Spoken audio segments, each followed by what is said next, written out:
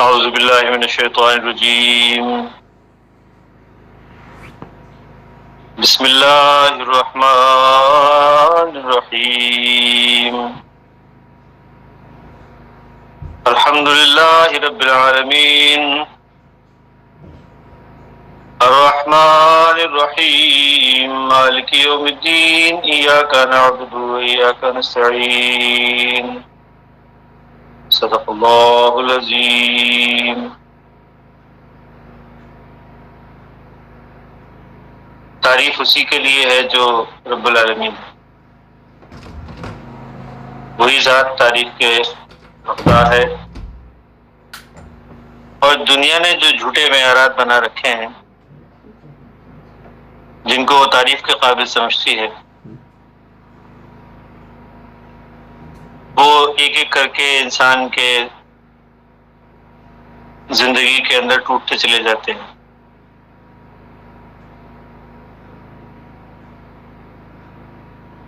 تو جھوٹے معیارات، جھوٹے خدا وہ ہمیشہ گر جاتے ہیں، اور سچا خدا چونکہ ریالٹی ہے، حقیقت ہے، حق ہے، تو وہ باقی رہتا ہے۔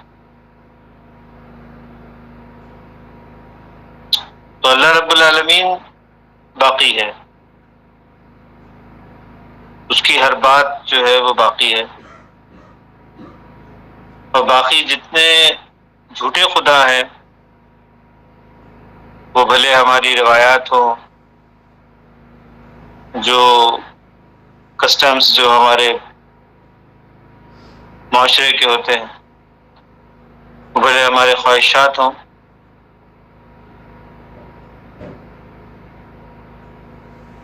اور ہمارے اپنے بنائے ہوئے بت جو ہم اپنے سینوں میں سجا لیتے ہیں، کچھ ایسے عقیدے جو کہ ہم اپنے تئیں بنا لیتے ہیں، وہ سب آہستہ آہستہ کر کے ٹوٹتے ہیں، کیونکہ اس کے نتائج جو ہیں وہ اچھے نہیں نکلتے، کیونکہ وہ حق پہ نہیں ہے، وہ حق نہیں ہے، حقیقت نہیں ہے۔ اب انسان جو بھی ایسے جھوٹے خدا انسان اپنے ذہن میں سجا لیتا ہے، جھوٹے معیارات اپنے ذہن میں بنا لیتا ہے، بھلے کسی دولت مند انسان نے یہ کیوں نہ بنا لیا ہو کہ میں بہت اعلیٰ ہوں، میں بہت اونچا ہوں کیونکہ میرے پاس دولت ہے، یا بھلے ایک حسین عورت نے جو ہے وہ اپنے ذہن میں یہ معیار کیوں نہ بنا لیا ہو کہ میں برتر ہوں کیونکہ میں حسن رکھتی ہوں۔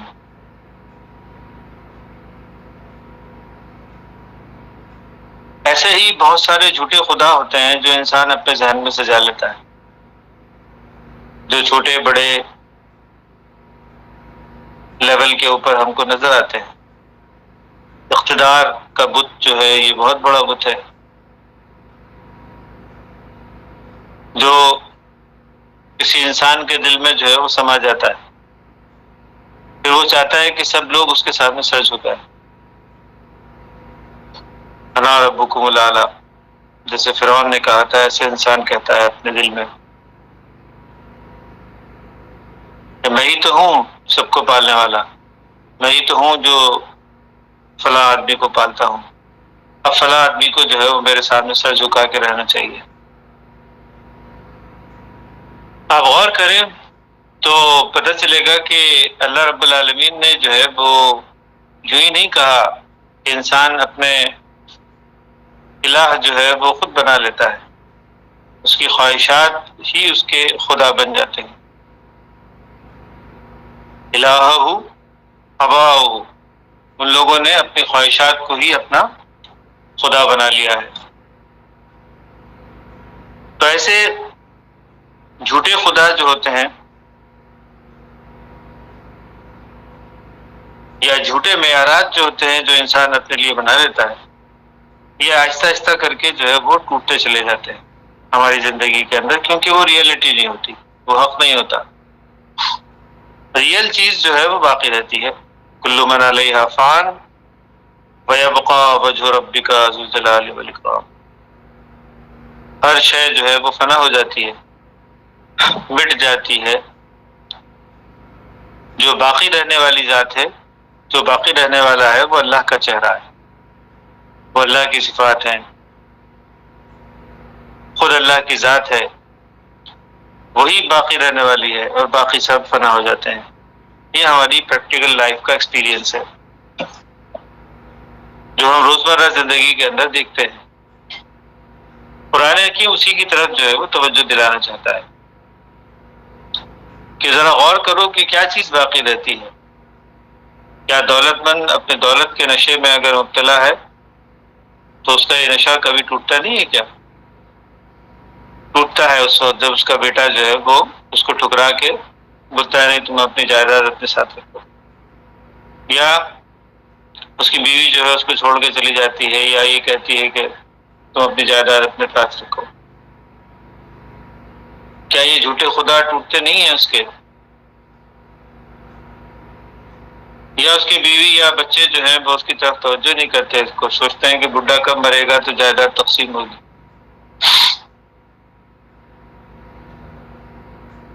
تو غور کریں کہ دنیا نے جو بھی جھوٹے معیارات بنائے ہیں، ایک عورت کو اپنے حسن پر ناز ہے، کیا وہ حسن اس کا ہمیشہ قائم رہتا ہے یا کسی وقت اس کا ٹوٹتا ہے؟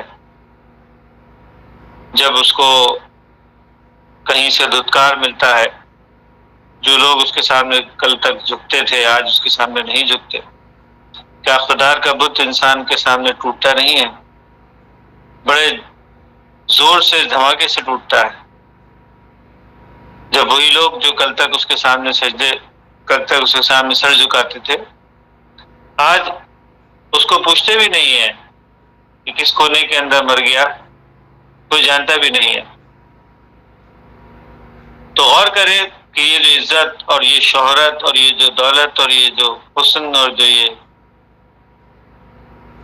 خواہشات جو انسان کی ہے، جو معیارات بنا کے انسان پوچھتا رہتا ہے زندگی بھر، کیا وہ ٹوٹتی نہیں ہے اس کی زندگی میں؟ کیا ہم روزمرہ مشاہدات میں یہ چیزیں نہیں دیکھتے؟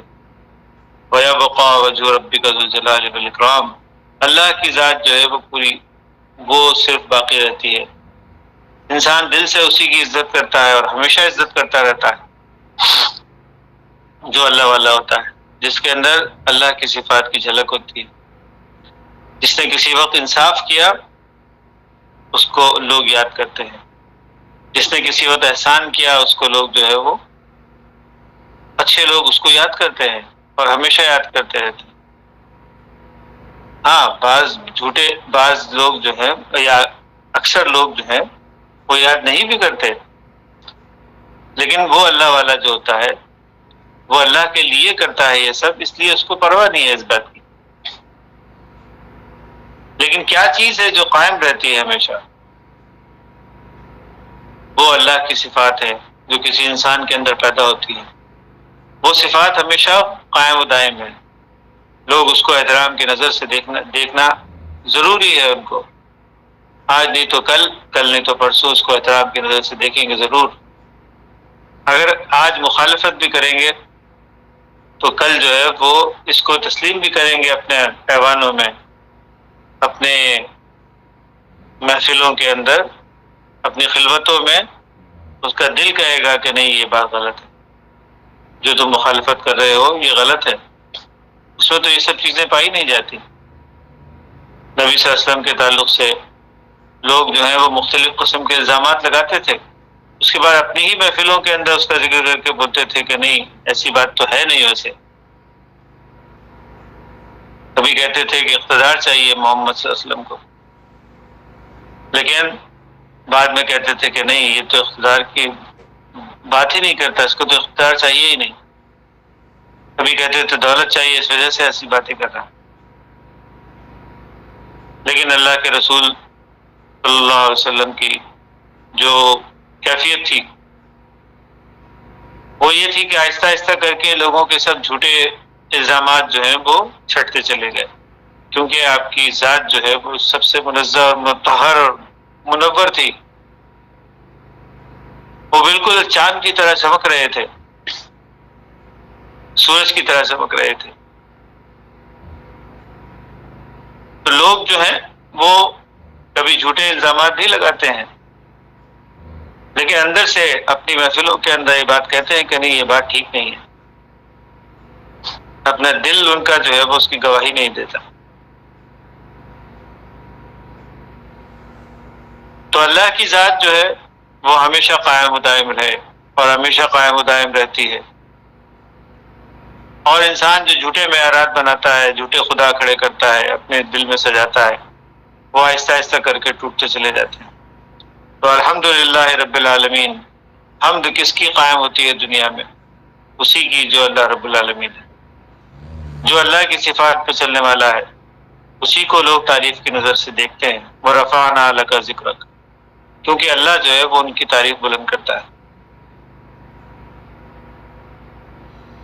تو قرآن حکیم کو جو ہے وہ ہم اسٹڈی کرتے ہیں اس وجہ سے تاکہ ہم اس اویئرنیس کو، اس حق کو جو ہے وہ پہچانیں جو سڑ چڑھ کر بول رہا ہے ہماری زندگیوں کے اندر، مگر ہم اس کی طرف توجہ نہیں کرتے، بلکہ اپنی خواہشات کے جنجال میں جو ہے وہ پھنسے رہتے ہیں ہمیشہ. تو آنکھوں کے سامنے جو ہے وہ خواہشات ایک پردہ بن کر پڑ جاتی ہے، کانوں کے اندر ایک ڈاٹ بن کر دھس جاتی ہے. پھر انسان کو نہ کچھ سنائی دیتا ہے نہ دکھائی دیتا ہے. تو انسان جو ہے وہ اندھے اور بہرے بن جاتے ہیں اس وقت. لیکن جب کبھی بھی وہ بت جو ہے وہ ٹوٹتے ہیں انسانوں کے، جس نے ان کی آنکھوں کے سامنے پردہ ڈالا ہوا تھا، جس نے ان کے کانوں کے اندر ڈاٹ لگا دیے تھے، جب بھی کبھی وہ موقع آتا ہے، کیونکہ اللہ مالک یوم الدین ہے، وہ موقع ضرور لے کر آتا ہے. ایک خاص وقت ہے جب اللہ مالک بنتا ہے، جب حساب کتاب کا موقع ہوتا ہے. تو انسانوں کی زندگیوں میں، قوموں کی زندگیوں میں یہ حساب کتاب کا موقع جو ہے وہ موقع آتے رہتے ہیں، یہ پیریڈز آتے رہتے ہیں جب انسان کو جو ہے وہ کسی عذاب میں مبتلا کیا جاتا ہے. سال میں اللہ فرماتا ہے کہ 1 مرتبہ یا سال میں 2 مرتبہ عذاب میں جو ہے وہ گرفتار کیا جاتا ہے ان کو. تو پھر ان کو جھٹکے اس طرح سے ملتے رہتے ہیں اپنی زندگی کے اندر، اور یہ لائف جو ہے وہ اسی طرح سے چلتی ہے. اللہ رب العالمین جو ہے وہ یہ جھٹکے دیتا ہی رہتا ہے تاکہ انسانوں کو جو ہے وہ صحیح راستے کی رہنمائی ہو. تو اللہ رب العالمین صرف رحمان نہیں ہے جو بلا بدل بلا طلب دے، چیزوں کو اس نے، اشیاء کو اس نے پیدا کیا، انسانوں کو اس نے پیدا کیا، پیدائش دی، ان کے لیے سب لوازمات جو ہیں وہ تیار کیے. آٹومیٹک سسٹم جو ہے وہ انسانوں کے اندر چل رہے ہیں. 99% سسٹم جو چل رہے ہیں وہ آٹومیٹک ہے، انسان اس کو چلا ہی نہیں سکتا. انسان کی مرضی سے یا انسان کے سوچنے سے نہیں چلتے، وہ تو آٹومیٹک چل رہے ہیں. تو اللہ رب العالمین رحمان بن کر سب چیزوں کو آٹومیٹک چلا رہا ہے، اور اس کے بعد پھر اللہ رحیم بنتا ہے. تو اعمال کے کئی گنا بدلے اس نے رکھے ہیں کہ انسان اپنی انٹینشن سے پھر جو کام کرتا ہے، اپنی مرضی سے جو کام کرتا ہے، تو اس کے کئی گنا بدلے جو ہے وہ رب العالمین کی طرف سے ملتے ہیں. یہ بھی رحم کا ایک تقاضا ہے. اور صرف اس پر ہی اکتفا نہیں کرتا، بلکہ جہاں کہیں انسان گڑبڑ کر رہا ہوتا ہے تو یہ بھی اس کی محبت کا تقاضا ہے کہ اس کو جو ہے وہ روکے. تو اللہ نے سسٹم ایسا بنایا ہے کہ جب کبھی بھی آگ کے نزدیک کوئی ہاتھ جاتا ہے تو ہاتھ جو ہے وہ جلتا ہے. یہ جو جلنے کا احساس ہے، یہ عذاب کی جو کیفیت ہے، یہ بے وجہ نہیں ہے، اس وجہ سے ہے تاکہ پورا ہاتھ جلنے سے بچ جائے. انسان فوراً ہاتھ کھینچ لیتا ہے. تو اللہ رب العالمین بھی سال میں 1 دفعہ، سال میں 2 مرتبہ عذاب کی کیفیتوں سے جب گزارتا ہے تو انسان جو ہے وہ اپنا ہاتھ کھینچ لیتا ہے. اس کو پتہ چل جاتا ہے کہ نہیں کوئی گڑبڑ ہو رہی. وہ اپنی گڑبڑوں کی طرف جو ہے وہ اپنی غلط سوچ اور غلط عمل جو اس نے کیا اپنی لائف کے اندر، جو ریئلٹی کے خلاف ہے، جو فطرت کے خلاف ہے، اس کی طرف انسان کی توجہ ہو جاتی ہے۔ تو اللہ رب العالمین کا بڑا سیٹ نظام ہے جس کے تحت یہ پوری کائنات چل رہی ہے، انسانوں کا پورا نظام چل رہا ہے۔ اس نظام کو سمجھنے کی ضرورت ہے، اس کے لیے رب العالمین نے اویئرنیس کے لیے، ہدایت کے لیے قرآن حکیم کو بھیجا ہے، جس کو ہم اسٹڈی کرتے ہیں۔ آج بھی ہم قرآن حکیم کو اسٹڈی کرتے ہیں۔ جس طرح سے ہمارا طریقہ ہے، رینڈملی کسی بھی جگہ سے ہم قرآن حکیم کو پڑھتے ہیں، اس نیت اور اس یقین کے ساتھ کہ جو آیات جو ہیں وہ ہمارے سامنے آئیں گی وہ رب العالمین کی طرف سے کوئی ہدایت کا سامان ہوگا، کوئی کمی ہوگی ہمارے اندر جس کو پورا کرنا چاہتا ہے، کوئی ہدایت ہوگی جو ہم کو دینا چاہتا ہے۔ تو رافع بھائی سے گزارش کرتے ہیں کہ قرآن حکیم کی کسی آیت کی تلاوت کریں، اس کا ریفرنس ہم کو بھی بتائیں۔ جی رافع بھائی۔ جی، یہ سورت نمبر ہے الٹی، سورہ عنکبوت 29۔ جی وہی لائن ہے عنکبوت۔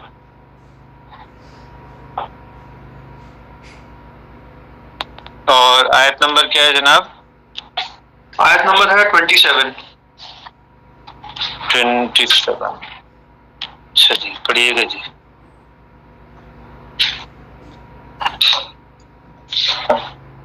اعوذ باللہ من الشیطان الرجیم، بسم اللہ الرحمن الرحیم، وَوَهَبْنَا لَهُ إِسْحَاقَ وَيَعْقُوبَ وَجَعَلْنَا فِي ذُرِّيَّتِهِ النُّبُوَّةَ وَالْكِتَابَ وَآتَيْنَاهُ أَجْرَهُ فِي الدُّنْيَا وَإِنَّهُ فِي الْآخِرَةِ لَمِنَ الصَّالِحِينَ۔ اور ہم نے انہیں یعنی ابراہیم کو اسحاق اور یعقوب علیہ السلام عطا کیے، اور ہم نے نبوت اور کتاب ان کی اولاد میں ہی کر دی، اور ہم نے دنیا میں بھی اس سے ثواب دیا، اور آخرت میں تو وہ سہلے لوگوں میں سے ہے۔ ایک بات تو اس آیت سے واضح ہوتی ہے کہ اولاد جو ہوتی ہے وہ اگر نیک اور صالح ہو تو وہ اللہ کی عطا ہوتی ہے، وہب۔ یہ رحمانی تقاضا ہے، رحمانی تقاضے سے اللہ رب العالمین عطا کرتا ہے کچھ چیزیں۔ تو انسان کو جو صالح اولاد عطا ہوتی ہے وہ بھی اللہ کی ایک عطا ہے، کیونکہ اولاد کو پیدا کرنے میں ہو سکتا ہے کہ انسان کا کچھ دخل ہو، جو ہم کہہ سکتے ہیں کہ شاید 1% کوئی دخل ہوتا ہے انسان کا پیدائش کے اندر، میاں بیوی ملتے ہیں، ان کے ذریعے سے اولاد پیدا ہوتی ہے۔ ٹھیک، انسان شادی کرتا ہے، اولاد پیدا ہوتی ہے۔ شادی کرنے کا جو اس کا عمل ہے تو یہ بے شک ایک رحیمی تقاضے کے تحت ہے، یعنی ایک انسان کوشش کر رہا ہے، لیکن رحمانی تقاضا جو ہے وہ اس سے کہیں 99% اس سے بڑھ کر ہے، جہاں پہ آٹومیٹڈ سسٹمز موجود ہیں جس سے کہ ایک بچہ جو ہے وہ جنم لیتا ہے۔ یہ آٹومیٹڈ سسٹمز ہیں، پھر یہ بھی ایک آٹومیٹک سسٹم ہے کہ وہ اولاد جو بھی پیدا ہوگی وہ نیک یا صالح ہوگی یا نہیں ہوگی۔ کوئی نیک کردار بچہ پیدا ہوگا یا بد کردار بچہ پیدا ہوگا۔ تو یہ اللہ رب العالمین کی طرف سے وہب ہے، یعنی عطا ہے۔ تو اللہ رب العالمین نے اپنے نبیوں کو یہ عطا کی کہ اولاد جو ہے وہ ان کی نیک یا صالح پیدا ہوئی۔ تو وَوَهَبْنَا لَهُ إِسْحَاقَ وَيَعْقُوبَ، اللہ نے ان کو اسحاق اور یعقوب دیے، کن کو؟ ابراہیم علیہ السلام کا ذکر پیچھے چل رہا ہے۔ پچھلی آیت میں ابراہیم علیہ السلام کا ذکر چل رہا ہے۔ ابراہیم علیہ السلام کو اللہ رب العالمین نے عطا کیا اولاد۔ عطا کیا کیوں بول رہا ہے؟ اولاد تو سب کو دیتا ہے، بہت سارے لوگ ہیں جن کو اولاد ملتی ہے، لیکن کیسی اولاد دی؟ وَجَعَلْنَا فِي ذُرِّيَّتِهِ النَّبُوَّةَ وَالْكِتَابَ، اللہ نے ان کی اولاد کے اندر ہی نبوت اور کتاب کو جو ہے وہ باقی رکھا۔ نبوت اور کتاب اللہ رب العالمین نے باقی رکھی۔ ابراہیم علیہ السلام کے دو بیٹے ہوئے، اسحاق اور یعقوب علیہ السلام علیہم السلام، اور ان دونوں کو جو ہے وہ نبوت ملی اور ان دونوں کو جو ہے وہ کتاب ملی۔ اس سے بھی پتہ چلتا ہے کہ کتاب جو ہے وہ کسی ایک کوئی 5 یا 4 کتابیں نہیں ہیں جو کہ عام طور پہ ایک مفروضے کے طور پر جو ہے وہ تصور کر لیا گیا ہے کہ قرآن کے انجیل، تورات اور یہ صرف 4 نبیوں کے اوپر جو ہے وہ کتابیں نازل ہوئی۔ ایسا نہیں ہے، کتاب جو ہے وہ ہر نبی کے اوپر نازل ہوئی۔ ایک اور بھی آیت ہے قرآن حکیم کے اندر جس سے یہ بات ثابت ہوتی ہے کہ ہر نبی پہ کتاب آئی۔ اب وہ کتابیں باقی نہیں رہیں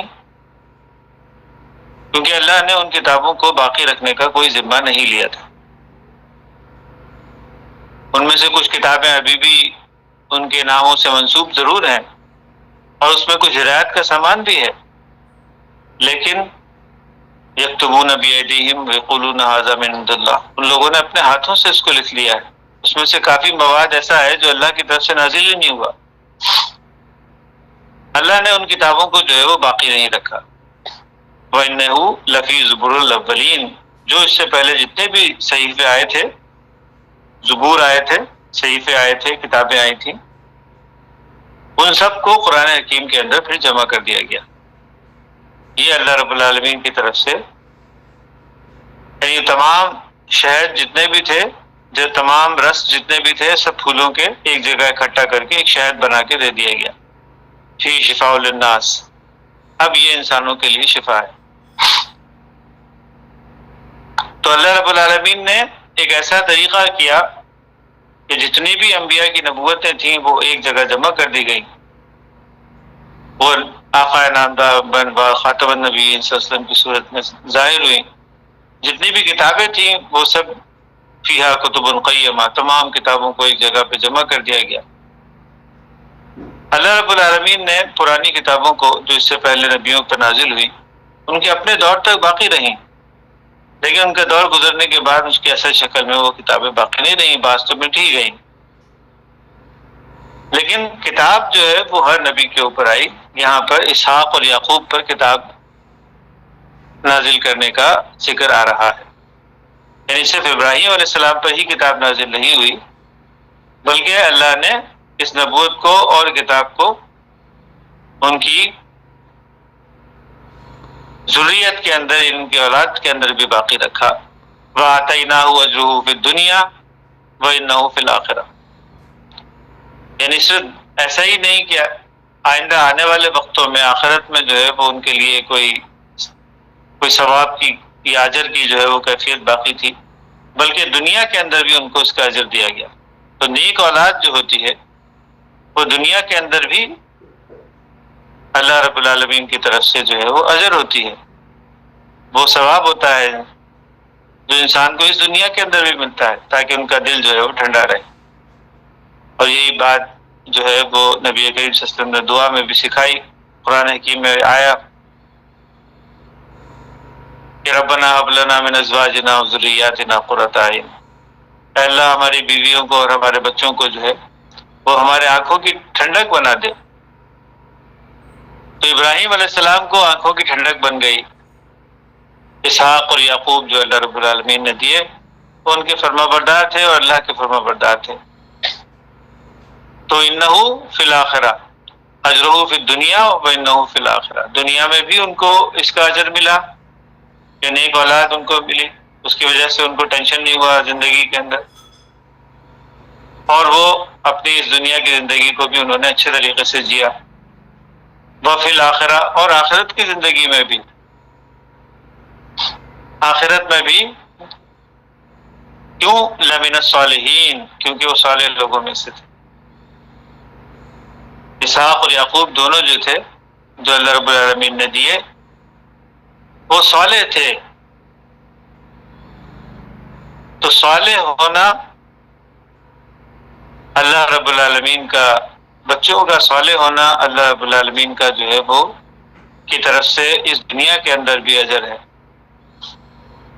اور مرنے کے بعد کی زندگی میں بھی وہ اپنے ماں باپ کے لیے جو ہے وہ دعا کرتے ہیں۔ تو ماں باپ کے لیے ان کی مرنے کی بعد کی زندگی میں بھی وہ صالح اولاد جو ہوتی ہے وہ اجر کے طور پر ہوتی ہے۔ تو اس دنیا کے اندر بھی اور آخرت کی زندگی کے اندر بھی انسان کے لیے صالح اولاد جو ہوتی ہے وہ اجر کا درجہ رکھتی ہے، ثواب کا درجہ رکھتی ہے، اور اللہ رب العالمین کی عطا ہوتی ہے۔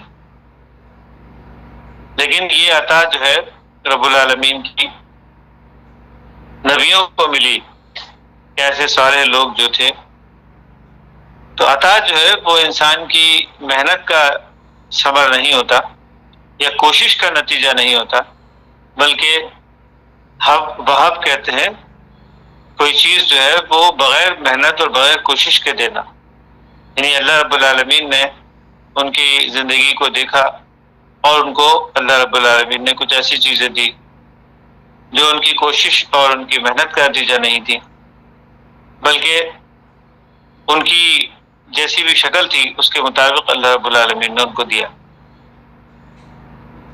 تو یہ رب العالمین کی طرف سے جو ہے وہ عطا کے طور پر ہوتا ہے۔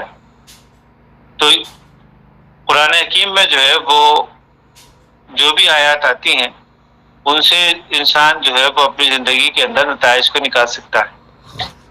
نبیوں کے جو بھی قصے آئے ہیں وہ ٹائپ ہیں، اس کے اندر اللہ رب العالمین نے کچھ ایسی ہدایت کا سامان رکھا ہے جس کی وجہ سے یہ قرآن حکیم کی آیات کی صورت میں ہمارے سامنے موجود ہیں۔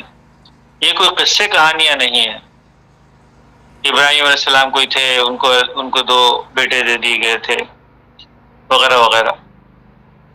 یہ کوئی قصے کہانی نہیں ہے، کوئی افسانے کے طور پر نہیں بیان کیا جا رہا ہے، بلکہ اس لیے بیان کیا جا رہا ہے کیونکہ یہ ہماری زندگیوں کے اندر ایک ٹائپ کی حیثیت رکھتے ہیں۔ جیسے ایک ٹائپ ہوتا ہے، انسان ایک بٹن دباتا ہے کمپیوٹر کے اوپر، اسکرین کے اوپر وہ آ جاتا ہے، بالکل اسی طرح سے ایسے ٹائپس ہیں یہ انبیاء کے قصے۔ یہ ہماری زندگی میں بھی ہماری زندگی میں جو ہے وہ ہوتے ہیں، اس ٹائپ کے قصے ہماری زندگی کے اندر بھی ہوتے ہیں، اور اس کے ذریعے سے ہم کو ہدایت ملتی ہے۔ تو یہاں پہ ابھی ہم ختم کرتے ہیں، اس پہ کوئی سوال ہو تو ہم دعا کے بعد جو ہے وہ لے سکتے ہیں۔ بارک اللہ لنا ولکم فی القرآن العظیم ونفعنا وإیاکم بالآیات والذکر الحکیم، انہ تعالی جواد کریم ملک بر رؤوف رحیم ورب حلیم۔ آمین ثم آمین۔